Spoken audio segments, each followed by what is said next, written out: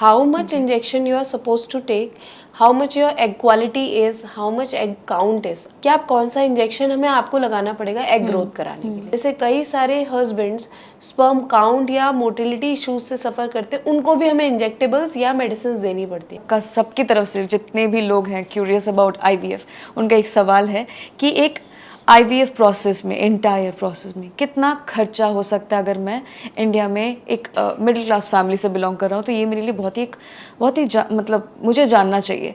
तो ये इस क्वेश्चन का आपका आंसर। सो आईवीएफ का जो मेन फिनेंसेस हैं वो आपके स्टिमुलेशन इंजेक्शन बेस्ड होते हैं।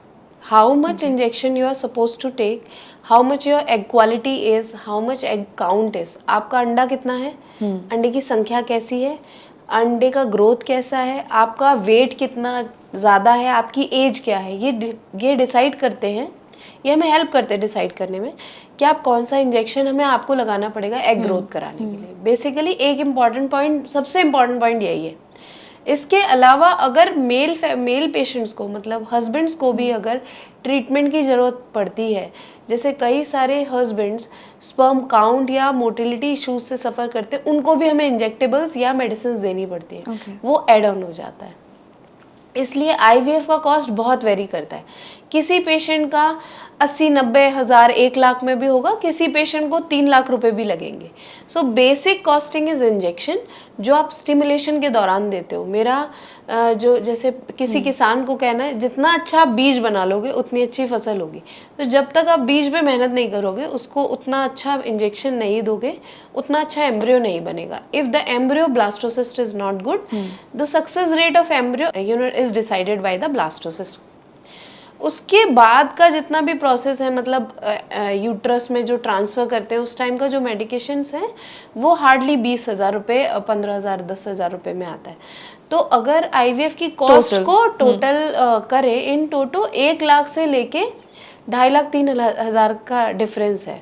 बट बेसिक जो डिफरेंस आता है वो आपके इंजेक्टेबल्स में ही आता है। वो पर्टिकुलर कपल पे डिपेंड करता है। So is one IVF cycle, एक साइकिल होता है, is enough to for a couple to get pregnant?